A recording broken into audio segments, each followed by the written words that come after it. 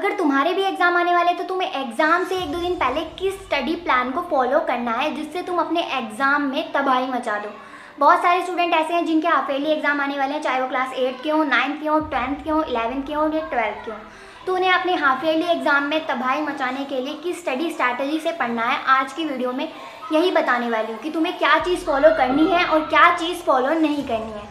तो वीडियो को अच्छे से फोकस के साथ देखना और जहाँ भी तुम्हें पॉइंट लगता है कि मुझे लिखने की ज़रूरत है तो उसको लिख लेना। अब बात करते हैं अपने प्लान की। प्लान होना बहुत ज़रूरी है क्योंकि तुम्हें ये पता होना चाहिए कि तुम्हें कितना काम कितने टाइम में कंप्लीट करना है। ये पता होगा तो तुम हर काम हर चैप्टर टाइम से कंप्लीट कर पाओगे।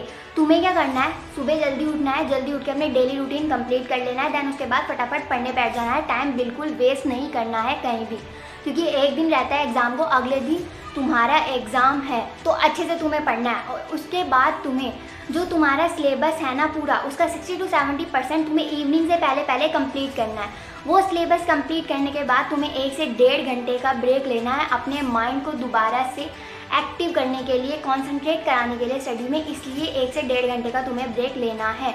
तो इसलिए तुम्हें अपना 60 to 70% सिलेबस इवनिंग से पहले कंप्लीट करना है। देन जो बचा हुआ सिलेबस है 20 to 30% वो तुम इवनिंग के बाद कर सकते हो। और एक इम्पॉर्टेंट पॉइंट, जो सबसे ज़्यादा गलती करते हो, तुम क्या करते हो, सोते टाइम से नहीं हो। अगर तुम टाइम से सोओगे नहीं तो उसका फ़र्क तुम्हें तुम्हारे एग्ज़ाम में देखने के लिए मिलेगा।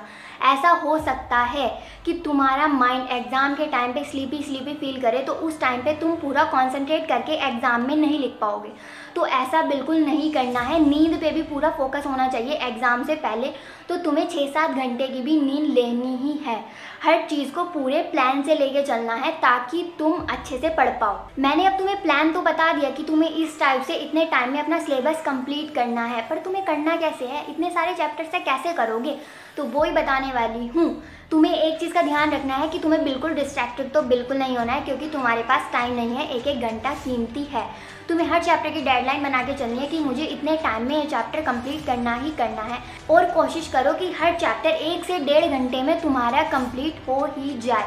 1 से 1.5 घंटे में तुम्हारा कंप्लीट हो ही जाए। और उस टाइम पे तुम्हें अपने नोट से रिवाइज करना है, माइंड मैप्स का यूज़ करना है, और जो मेन लाइंस हैं, मेन पॉइंट्स हैं, इम्पॉर्टेंट फार्मूलाज हैं, उन चीज़ पे फोकस करना है पढ़ते टाइम। तो साफ सी बात ये है, चैप्टर्स को ख़त्म करने की डेडलाइन बना लो कि इतने टाइम में मुझे ये चैप्टर कंप्लीट करते जाने हैं, क्योंकि डेडलाइन से काम करोगे तो तुम्हारा काम टाइम पे फिनिश हो जाएगा, कोई भी चैप्टर नहीं बचेगा। देन पूरे चैप्टर्स रिवाइज करने के बाद तुम्हें क्या करना है, अब तुम्हें लास्ट 5 ईयर के प्रीवियस क्वेश्चन पेपर देखने हैं और उन क्वेश्चन पेपर में ये देखना है जो मेरे चैप्टर्स हैं, उन चैप्टर्स में से क्या क्या क्वेश्चंस आ रहे हैं, वो क्वेश्चंस मैं कर पा रहा हूँ या नहीं।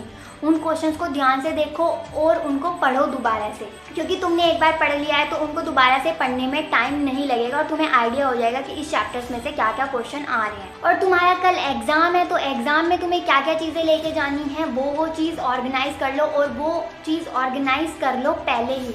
या तो एग्ज़ाम से 1 दिन पहले तो करो ही करो, या 2 दिन पहले भी कर सकते हो, जब तुम्हारी मर्जी करे। अपनी स्टेशनरी देख लो कंप्लीट है क्या, कोई चीज़ ऐसी तो नहीं है जो तुम्हारे पास नहीं है। लास्ट मिनट पे टेंशन नहीं चाहिए, बिल्कुल भी स्ट्रेस नहीं होना चाहिए कि हाँ मेरे ये चीज़ रह रही है, मेरी वो चीज़ रह रही है। तो टाइम से कंप्लीट करो हर चीज़ को।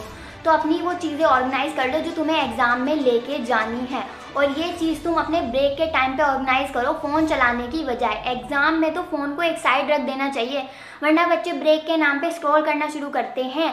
यार इससे तुम डिस्ट्रैक्ट होते हो। एग्ज़ाम से 1 दिन पहले तो फ़ोन का यूज़ बिल्कुल ही मत करो। 1-2 दिन फ़ोन का यूज़ नहीं करोगे तो कुछ हो थोड़ी ना जाएगा।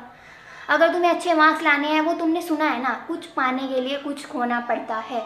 तो 1 दिन के लिए 2 दिन के लिए फ़ोन को खो दो, क्या चला जाएगा, कुछ पाना तो है ना तुम्हें। तो उस चीज़ पे फोकस करो, आज के दिन पढ़ाई पे फोकस कर लो, ठीक है। अब तुम्हें ये भी पता चल गया कि तुम्हारा प्लान क्या है, तुम्हें रिवाइज कैसे करना है, तुम्हें प्रीवियस ईयर क्वेश्चन पेपर पे किन चीज़ों का ध्यान रखना है। अब सबसे इम्पॉर्टेंट पॉइंट जो तुम्हें एग्जाम में सबसे ज़्यादा हेल्प करेगा, making micro notes. Micro notes क्या है? माइक्रो नोट्स वो चीज़ है, वो पॉइंट्स है जो तुम एग्ज़ाम से पहले पढ़ के जाना चाहते हो। तो माइक्रो नोट्स बना लो कि हाँ मेन पॉइंट्स कि जो तुम्हें एग्जाम से पहले पढ़ के जाना है। मान लो अगर तुम्हारे 10 चैप्टर्स है ना, तो उसके माइक्रो नोट्स कम से कम 4-5 पेज में आ जाएंगे। और एग्ज़ाम से पहले तुम 4-5 पेज पढ़ के आराम से जा सकते हो। 4-5 पेज में कुछ नहीं है, क्योंकि वो तुमने पहले से ही पढ़ा हुआ है। बस तुम्हें एक बार रिवाइंड करने के लिए उन चीज़ों को दोबारा से पढ़ के जाना है। अच्छा, तुमने एक चीज़ नोटिस करी होगी और वो तुम करते भी होंगे शायद कुछ स्टूडेंट, जब हम एग्ज़ाम टाइम पे पढ़ते हैं हमें ये चीज़ लगता है कि ये चीज़ इंपॉर्टेंट है और ये चीज़ हम बार बार भूल रहे हैं या कोई और रीज़न की वजह से तुम उसे इंपॉर्टेंट मान के एक साइड में रख लेते हो कि हाँ मुझे ये चीज़ पढ़ के जानी है।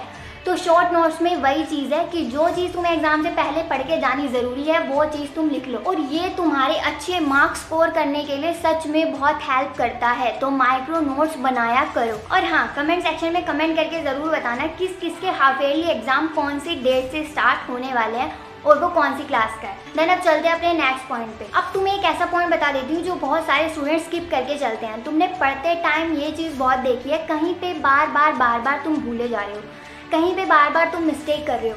तो उस पॉइंट को मार्क कर लो ताकि तुम एग्ज़ाम से पहले उसको पढ़ के जाओ ही जाओ। क्योंकि अगर वो एग्ज़ाम में आ गया और तुम्हें याद आ गया जी यहीं पे ही मैं मिस्टेक कर रहा था और यही एग्ज़ाम में आ गया, तो मतलब वो तुम्हें बिल्कुल अच्छा नहीं लगेगा। तो इसलिए अपनी मिस्टेक को पहले से ही अपनी स्ट्रेंथ बना लो, जिससे अगर वो एग्ज़ाम में आ जाए तो तुम उसको एकदम करके आओ कि हाँ मुझे ये चीज़ याद नहीं हो रही थी और मैं फिर भी इसको एग्ज़ाम में करके आया हूँ। अब तुम्हें एक ऐसी प्रॉब्लम का सॉल्यूशन दे रही हूँ इस पॉइंट में जो हर एक स्टूडेंट के लिए बहुत ज़रूरी है, क्योंकि हर एक स्टूडेंट को ये प्रॉब्लम होता ही होता है। किसी को थोड़ा होता है, किसी को ज़्यादा होता है। तो क्या दिक्कत आती है तुम्हें एग्ज़ाम से पहले? हड़बड़ाहट, हाँ कल एग्ज़ाम है, एग्ज़ाम है, एग्ज़ाम है, उसका स्ट्रेस, उसकी एंग्जाइटी, एग्ज़ाम कैसा आएगा, एग्ज़ाम आएगा तो हम कैसे करके आएंगे, मतलब पास होंगे नहीं होंगे, अच्छे मार्क्स आएंगे नहीं आएंगे, इस चीज़ का तुम्हें बहुत चिंता रहती है। तो उस टाइम पे तुम क्या कर सकते हो, अगर ये चीज़ तुम पे ज़्यादा ही बिल्कुल ये हो रही है कि हाँ नहीं हो रहा है, अब नहीं हो रहा है, बार बार माइंड में चल रही है, तो उस टाइम पे तुम क्या कर सकते हो, थोड़ी देर के लिए 15-20 मिनट के लिए छत पे घूमने चले जाओ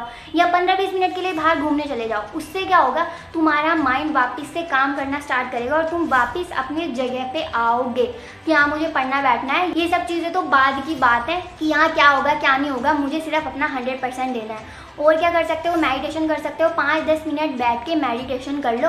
तुम्हारा स्ट्रेस, ये सब चीज़ें जो तुम्हारी प्रॉब्लम है, जो डिस्ट्रैक्शंस है, इन सब चीज़ों से तुम्हें दूर रखने में हेल्प करेगा मेडिटेशन, क्योंकि उससे तुम्हें ये पता चलेगा कि हाँ भाई मेरे लिए इस टाइम पे क्या ज़रूरी है।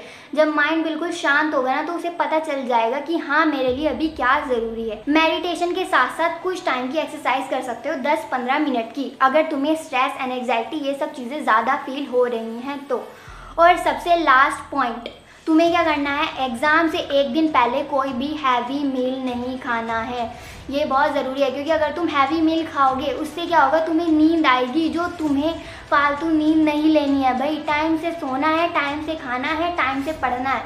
तो अगर तुम बिना टाइम के सोना शुरू कर दोगे कि बार बार नींद आ जा रही है, यार क्या करूँ नींद आ जा रही है, तो इसीलिए तुम्हें लाइट मील खाना है एग्ज़ाम से 1-2 दिन पहले, ताकि तुम अच्छे से फोकस के साथ पढ़ पाओ। तो ये चीज़ें तुम एग्ज़ाम से एक दिन पहले या कुछ दिन पहले से फॉलो करना स्टार्ट कर सकते हो, वो तुम पे डिपेंड करता है।